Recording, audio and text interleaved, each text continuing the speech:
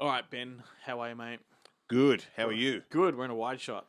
Excellent. I mean, it fits all of me. Well, g'day, everybody. We've decided we're going to start doing some focus film videos. Speaking of focus, let's hope this video is in focus because the last week's videos were not. It's because you were pissed out of your head. I kind of was drinking and focusing through beer eyes. Big goggles. So we're going to pick probably movies from the 80s, maybe even go back to the 70s, and each week, go through one. So this week we're going to talk about Timerider. Timerider. Now, this is a movie... The Adventure of Lyle Swan. Yes, in some posters, that's what it's called. And I'd never heard of this either. I think you were saying before we recorded that you hadn't heard of this film. Never heard of it. Yeah, same. Like, I mean, I had, funnily enough, I had heard of it and I did have a copy of it, but I'd completely forgotten about it. Yeah. And it was when I was, for whatever reason, was tracking down all the films with Belinda Bauer in them. Yeah, right. Because I was fascinated by her. Because she's an Aussie actress who did make it somewhat big in the US for a period of time. I must admit, I knew the poster, but I never really connected the name or anything like that, or knew what it was about. Were you a big kind of motocross kid, or a BMX kid? I used to race both BMX and motorbikes. Right. Well, then you should have heard about this. I fucking should have. The onus is on you. Like, I never gave... Like, the most into bike riding I got was watching Molly Meldrum on the Stack Hat ads when I was a kid. They're great ads. And, I used to just a bit of personal information. Frankston used to have a BMX club and a trail bike club next to each other, and I'd race at both of them. Right, I thought you were going to go somewhere else with that. Like, for me as a kid, the only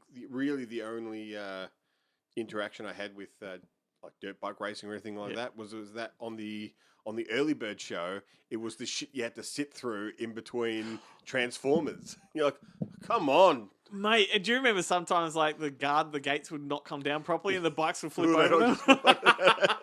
Good stuff. But Timerider, 1982, this is essentially a precursor to Back to the Future 3. Come on, like it's about a motorbike rider, fairly high-tech one too, I might add, played by Fred Ward. And he sort of he rides into an experiment, a scientific experiment, and crosses through a time portal. And the thing is, he's completely oblivious to the whole thing, despite the fact that he's riding on like this futuristic bike anyway, with all these kind of gadgets and a tape deck and a... But he essentially rides 100 years into the past and ends up in the Wild West. And yeah, it's really confusing and disorientating to him at first because nobody understands who he is, what he is. He's got some machine. First guy he meets drops dead from shock. Yeah, has a heart attack. And then the rest of the movie is essentially him going up against bad guys, led by Peter Coyote. Peter Coyote. But the bad guys are great. They are really great. Like, he's good, Peter. Richard Massa. Peter Coyote is great. Like, he's super sleazy. I haven't really seen him as sleazy in anything else.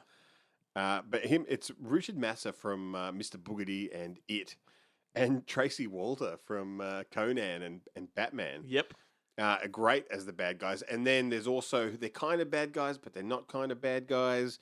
Ed Lauder, who is like my favorite movie dad. He's amazing. From Career Opportunities and like a bunch of other stuff. He's great. Like, I like him at Death Hunt. Yep. Like, I like it when he plays a good guy, and I like it when he plays an asshole. Like, he's like one of my favorite bald actors. It looks like, I don't know if you can actually watch me on the video looking at my IMDb, but that's LQ right. Jones is in it as well, who I always used to get mixed up with Richard Farnsworth. Oh, like I was like, is that Richard Farnsworth or is that just And what's the name from Angel? What's his name? Used to like be in a lot of the old kind of westerns and stuff. No, I don't know. What's that guy's name? Let's look it up. Angel's the movie about the teen girl who's a schoolgirl by day and a prostitute by night. That Angel.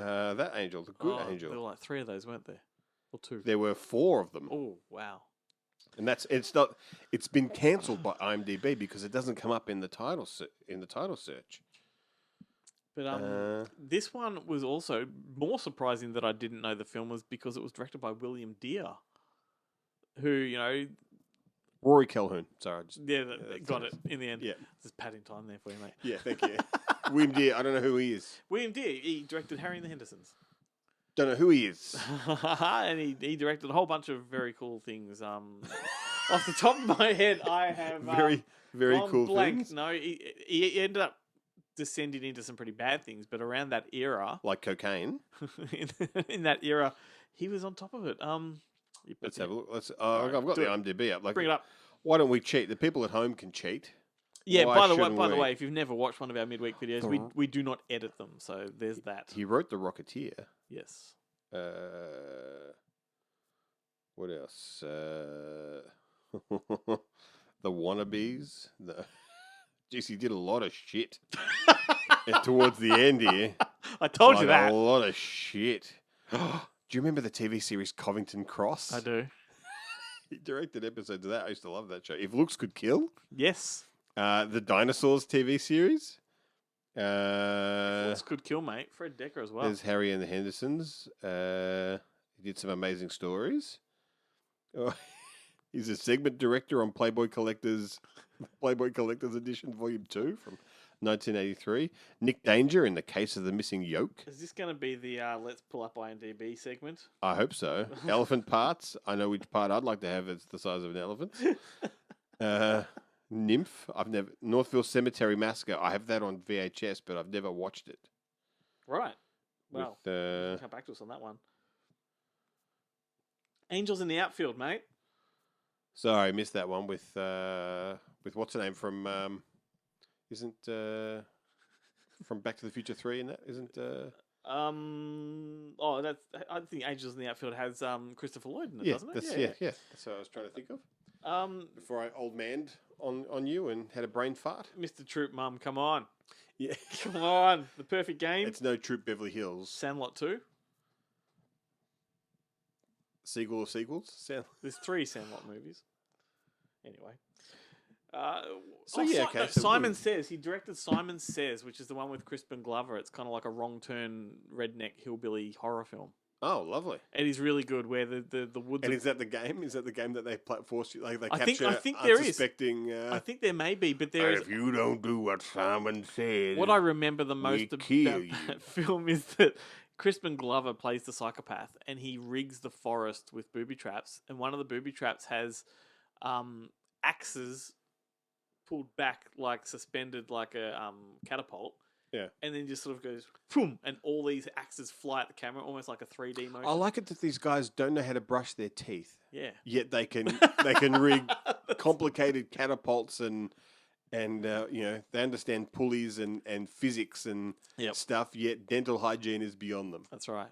Like, doesn't it fucking hurt? It would. Like fucking hell. Like you just want to rip them out of your head. It would just gnaw at you.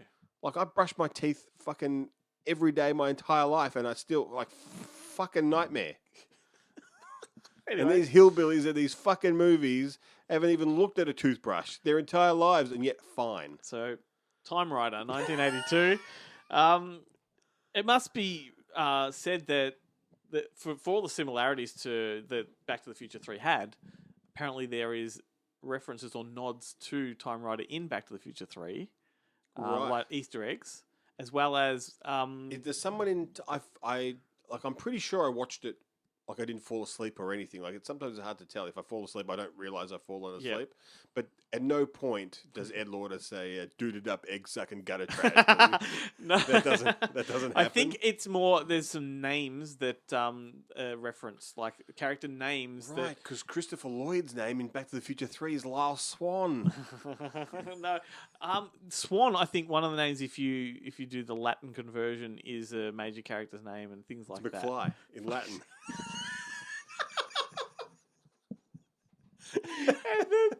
And I think there's references. And in German, it's Steenburgen. I think there's references to Time After Time in there as well. Right, cool. It's another similar movie. Yeah. Did you enjoy it? I enjoyed it once he gets to the town. Right. So like a bit boring to begin with. I actually like the beginning race part. He's really riding for a while, isn't he? And it's a really weird race where no one else seems to be. It's like you get to choose your own. It's like Death Race 2000, where as long as you get to New York, you can go anywhere you want. Well, and he's just and he doesn't even know how to read his map. Mate, the budget went into the Wild West, dude. They didn't have enough money for other motorbikes. And but what was that? It was like let's just this is Texas back when it was still part of Mexico. So let's get a bunch of Mexican dudes in there, and apparently Miguel Sandoval is one of them. All right, which is great. But that was like it wasn't even like a. They didn't spend it on a big town. The biggest part of the budget was the basement where Belinda Bauer just bangs him for no reason. Wasn't that great? Like she just says, amazing. "Take your clothes off." He's like, "What? Yeah. You can't mean." And in my head, like watching that scene, I'm like, "No, she doesn't mean that, you idiot." No, I thought she was going to wash them. Yeah, or she wants the outfit because it's also from the future. Yeah. No, she just wants a bit of Fred Ward D. So, and then when she's done, she's like, "No, I'm done with him." I mean, I guess, even though he hasn't bathed in however many days and he's been riding a motorcycle, so he's been sweaty and in the middle of the desert, so he'd be sweaty and gross. But that's the life of the West. He's still a lot cleaner than everybody else in the country at that time. That's very true. It's very true. What else? I did get a kick out of the modern stuff with the scientists, where she's like talking to the guy in the field and he can't hear her. Yeah. He's just doing signals like this. So I feel like that was an actor that couldn't read script. Yeah. It's like no, we've invented time travel, but we haven't quite got the hang of LED technology yet. Like CRT, microphones a bit beyond us. Just take our word for it. Like there's literally, like we're in the desert. It's a fucking flat surface with no interference for miles around. Those radio signals aren't really... No. Couldn't see a motorbike coming from any direction. Like they don't know. They have to play it back on the tape. Like none of them are watching the video footage when the thing goes off. Like, well, we counted down from fucking 20. So you're like, this is going to take a while. They count down from 20, and when they do it, like it gets like 5, 4, and they're all like, oh, look at that bug on the wall. Yeah, but then they all turn away. It's a motorbike. And they go, with a man. But the video is so shitty that they're like... It's like a Bigfoot video, like blurry. Like, what is that? Well, I don't care. I think in the video, I could be mistaken, but I think in the video, he just rides into it as it shoots off. Yeah. But from my memory, like when he's checking his map, he's like literally stopped next to it and going, where am I? Ah, fuck it. And then he kind of takes off. That's true. And he's like heading away from it, but he still gets caught in the blast radius. I think there may be a bit of a conflict there between the video playback and and what actually happens. Wow, it's been nearly 40 years have passed, and they've got a lot to answer for. I'm still picking holes in their film, but Ed Lord is in it, so I'm okay. Yeah, I liked it. And Richard Massa, I love Richard Massa. Oh, he's good. He's always good. He's always good. In this day, he's a bad guy. But he's just like. He's not the main bad guy. He's like the idiot sidekick. He's a lovable bad guy. Yeah. He's always a bit cuddleable. He's a cuddleable. Cuddleable. Just want to pinch those little cheeks, those big chubby cheeks. He's actually popped up a couple of times in The Good Wife.